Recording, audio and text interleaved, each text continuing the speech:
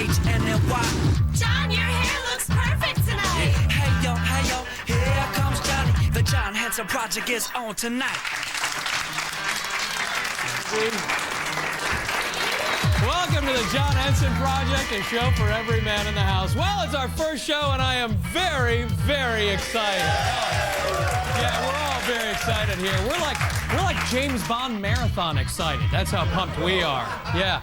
A lot of you at home may remember me as the host of Talk Soup. No, not the guy who got nominated for an Oscar. Not that host of Talk Soup. No, not the hot black chick who was on Friends. No, not that host of Talk Soup. No, not the guy who plays a gay man so convincingly on Showtime. No, not that host of Talk Soup. No, I'm the guy who's just happy to be back on basic cable. That's me. Yeah. But I'll tell you right now, Talk Soup is all a part of the past. This is a completely new show, right, Tom? You bet. That's right. It's a brand new ball game. Isn't that right, Fred? Oh, yeah. Oh, sure. It's a totally new setup, right, Alan? Alan. Yes, sir. I've moved on to bigger and better things. And here at Spike, we're going to be looking at the world through a guy's eyes. And in fact, I say we get started right now. What do you say? All right. You know, if you're like most guys, you buy a paper, read the sports page, and throw the rest away. But our crack research staff has just discovered there's all kinds of extra stuff in there. Yeah. So as a public service, we've put together some of the highlights so you don't have to bother with all those extra words. Let's get ready to cruise the news. Britney Spears annulled her quickie Vegas marriage after she had second thoughts, which is a surprise because who knew she had thoughts, huh? Authorities in Puerto Rico are trying to eradicate non-native rhesus monkeys from the island because they can transmit herpes and hepatitis to humans. They can? That lying monkey bitch! Seriously, who would have sex with monkeys without a condom? Come on! Greenpeace has just sent out its new Endangered Earth calendar. It only goes up till March. A 7-year-old Wisconsin boy had to be rescued after he crawled inside a supermarket stuffed animal game. A locksmith eventually released the boy after officials tried in vain for several hours to pick him up with a tiny crane. Oh, they got so close, Tom, so close, and then they ran out of quarters. And finally, producers of Sesame Street in South Africa say their popular HIV puppet Cammy is making an impact with young viewers. The only problem they've had with the character is finding a crew worker willing to stick his hand up its ass.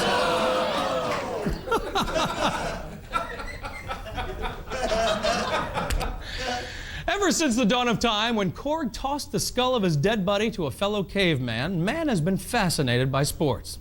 Now we're more civilized, no skull tossing. Then again, if you've ever attended an Eagles game, you may wonder about our evolutionary progress. Let's check out the latest in sports stories with a segment we've titled, Guys and Balls! After 14 years of adamant denials, Pete Rose has finally admitted what we knew all along. His head looks like a giant thumb. Well, it does. It appears Kobe Bryant's sexual assault trial won't occur until after the NBA season, freeing Kobe to concentrate on basketball, and I guess to a lesser extent, a lifetime of daily gang rapes at the hands of ass-thirsty convicts.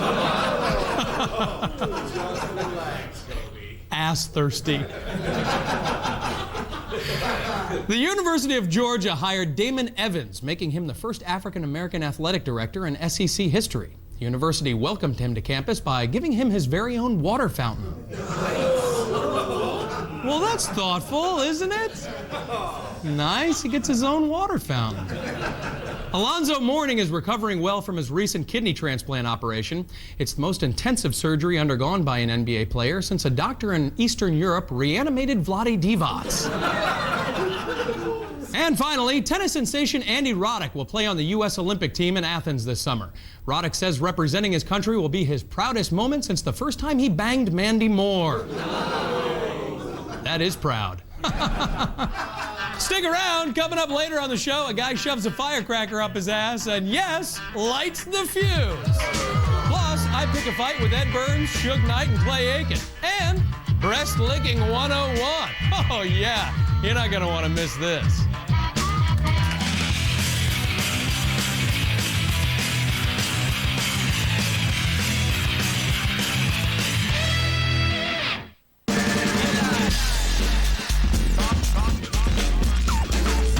Excuse me?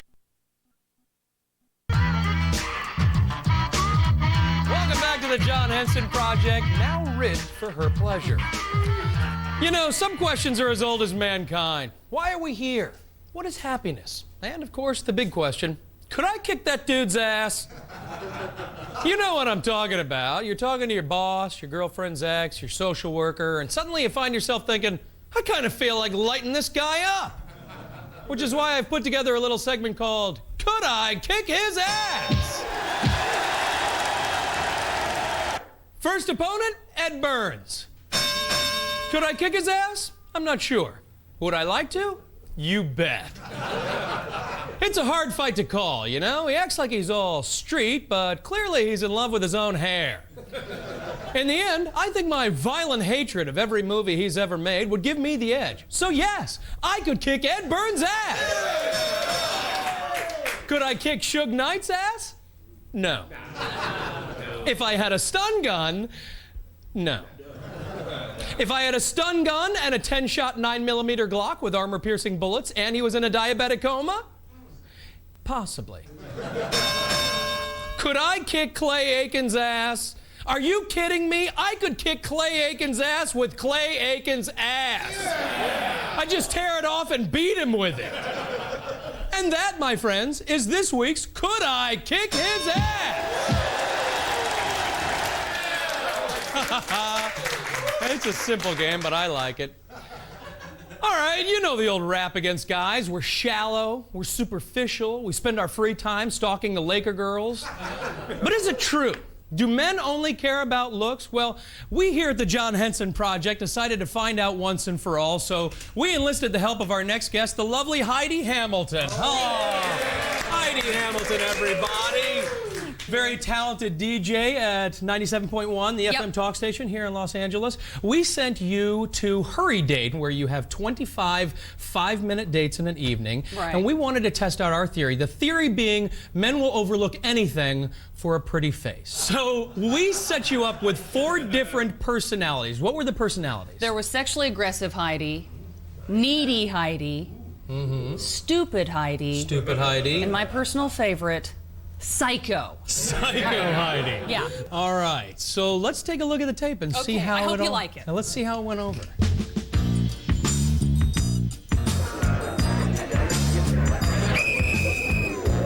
Jonathan.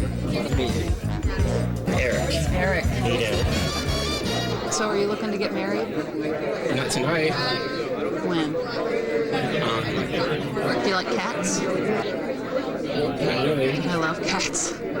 I have lots of cats. Really? How many cats do you have? 12. It's a lot. Yeah. So they each have their own litter box. I name them after every month of the year. So you can get 13. I can, but I would just have to do like May Junior or June Junior or April Junior.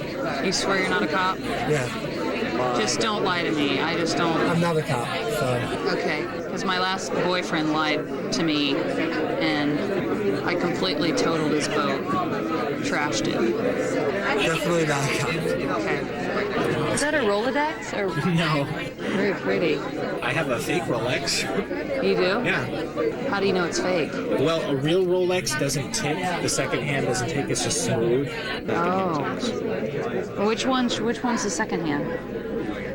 Or April Junior, or May Junior, or June. Well, you know what I mean. June Junior, I'd probably call JJ. And then, you know, we had the conversation about how many people you slept with. I told him 93, and he flipped out. And then I thought, oh, good thing I didn't tell him the real number. Let me write down 93 and put a circle there. Because it's like, I kind of want to get married very soon. I mean, there has to be love. I can make you love me, though. Come on. You don't have to make me love you. I mean, you don't have to make anyone love you. In April Jr., I call AJ. But anyway, my cats are like, you know, my life. You sound very difficult to satisfy. No, I'm easy to satisfy, but maybe this might change your mind.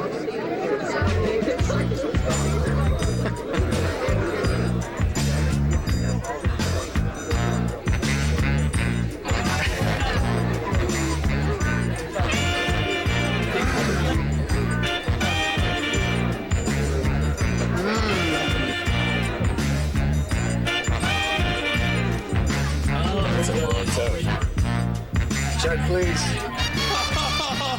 Oh my God. And the amazing thing is, it says here, 17 out of 25 of the guys still said they would go out with you. Pretty much any guy that I showed my tongue to said yes. Listen, I'm a married man, but I really feel just for the crew alone, can I ask you just for the guys? Bring it out. Look at,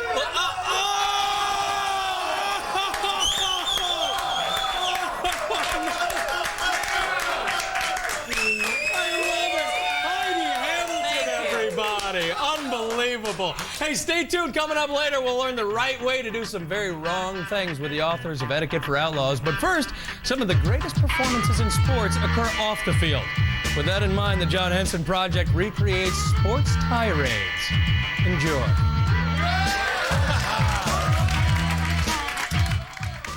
So, what is your opinion about Kingman's performance? What's my opinion of Kingman's performance? What the f*** do you think is my opinion of it? I thought it was f***ing horse crap.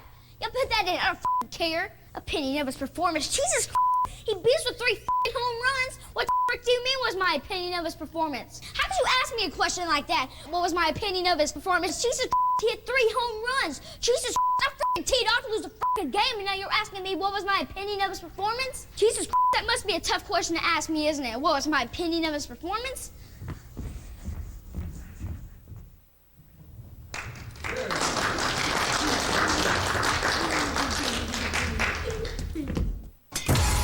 The series that takes you to the edge is now. Hey yo, here comes Johnny. Hey yo, here comes Johnny. Hey yo. Welcome back to the John Henson Project, otherwise known as the Me Show. How do you avoid being shanked in prison? What do you tell the cops if you're pulled over for drinking? How much do you tip a hooker?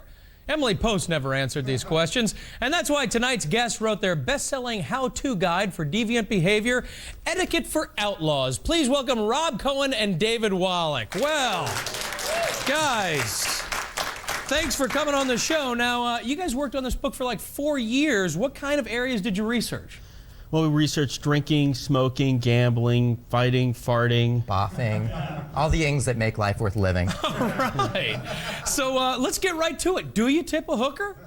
Well, it's never expected, but it's always appreciated, especially if you plan to be a repeat customer. Yeah, it has different levels. It's sort of like, you know, the entry-level street hooker is like fast food. It's going to happen in your car. You probably shouldn't need to tip. Second level is more like Olive Garden. You're a repeat customer. You're going to keep going back, so you should probably tip a little. And the third level is like going to the Ritz. You know what? I'm at the Ritz. I'm going to tip. I'm having a good time. I like the Olive Garden level myself. All right. What are the etiquette rules for swingers parties? I know you guys went to a couple of these. What was it like? Well, basically, the main rule is you want to protect the primary relationship. So you might want to have a code word, sort of a safe word with your partner if things are, you know, they're not interested in the couple that you're, you know, discoursing with. Right. And I guess the other rule is you can't, if you're a guy, you have to bring a girl. If you're a girl, you can go alone. I would assume that they get a little proprietary about it. And the other thing that I've always noticed is that whenever I see a swinger interviewed on a show or something, it's always some like humpback dude with hair all over his body. And bald, but he's hung to the floor. So he's 400 pounds. It's the guy you least want to see naked. Right. Last question for you. What is the most surprising thing that you learned during all your research? You know, part of that porn sets aren't all that fun. Really? Yeah, you can't spank on them. No spanking at all? Absolutely not. It's That's surprising, because I assume that as soon as you get on the set, you just drop your pants and start jacking like a monkey. No, not unless you get paid to jack like a monkey. They kick you off. Oh, that's disappointing. Yeah. Guys, the book is Etiquette for Outlaws.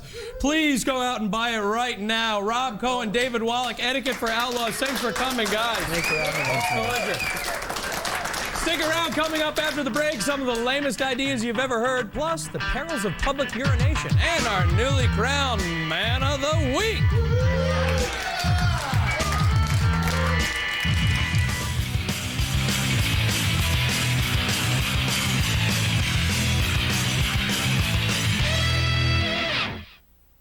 Need a ride?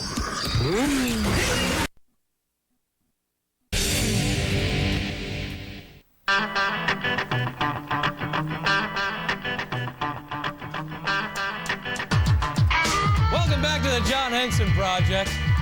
I want you to know I defended you during the break. You know, bad ideas are like illegitimate children. Every guy's got at least one. So let's take a look at some recent head scratchers in a segment called What Were They Thinking? Ah, yes, the new Chic Quattro, a razor with 4 blades. What am I, the Wolf Man? Do we really need 4 blades? 5 is a cheese grater. Men's Health magazine. Have you seen the February issue? It's got an easy way to hard abs, tips on jump-starting your sex life, and a chiseled shirtless male model on the cover. Oh, wait, that's the January issue. And the December issue. And every issue ever made.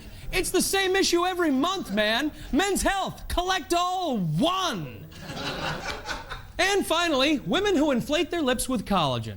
Don't get me wrong, ladies. I love nerve-deadened clown lips like the next guy, but unless you're a stripper or a cartoon, save your cash for something that matters, like a boob job. All right, let's shift gears. It's one of the most commonplace yet socially demanding situations known to mankind. Using a public urinal. We've all been there. We all know that dropping trow in close proximity to another exposed male member has caused many social faux pas. But it doesn't have to be awkward. In fact, it can be a rewarding experience if you follow these simple rules.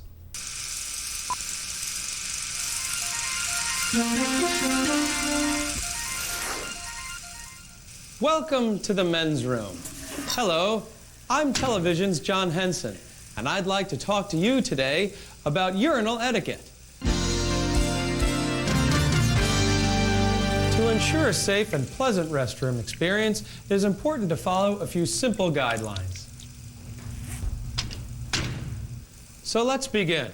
Unless all other urinals are occupied, leave a buffer of at least 1 urinal between you and another patron. It's that simple. While voiding, always stare straight down at the urinal or straight ahead at the wall. Never glance laterally. Staring at the ceiling, although permissible, is not recommended as it can adversely affect your aim. Talking at the urinal is highly inappropriate, especially any conversation that begins with one of the following sentences. Can I talk to you about Jesus? Or... Do you know how to get blood out of a clown costume? Or... Boy, I am rock hard. I have a question, John. What about a shy bladder? Perry, I'm glad you asked. If you're experiencing performance anxiety, it is permissible to cough or flush once in order to get the flow going. And by the way, Perry, that bladder doesn't seem shy to me. So there it is. Thanks for watching. I hope you've learned something. We're all in this together, men. When you play by the rules, we all win. Join us next time, won't you, when we'll be discussing stall etiquette. I'm John Henson wishing you happy voiding. Now, if you'll excuse me.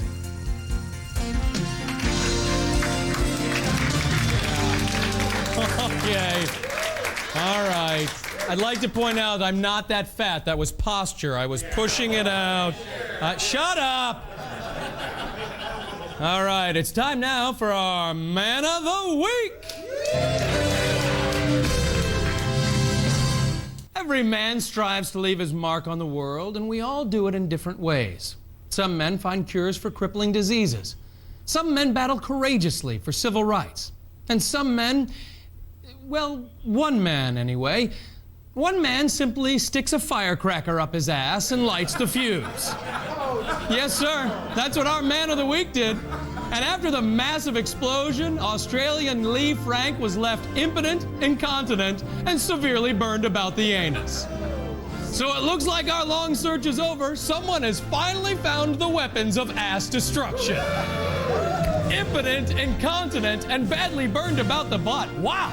You talk about a fire in the hole. That's the ass fire trifecta. Oh, yeah. But I think this guy has done the rest of us a big service. Because if you're anything like me, you've probably spent a lot of time wondering, what would happen if I inserted a powerful explosive device deep into the tender tunnel that is my rectum? And now you know the answer. Shredded sphincter. So for being a plucky astronaut on the frontier of buttock blasting, you, Mr. Lee Frank, with your ass in a sling, you are the first ever John Henson Project Man of the Week. Good day, and good luck with the bidet, mate. That about wraps up this edition of the John Henson Project. Until next week, I'm John Henson, reminding you that on Spike TV, you don't have to put the seat down. Good night, everybody. All right, Georgie. Come here, buddy. Come here, buddy. Georgie, come here, buddy. Come here, love.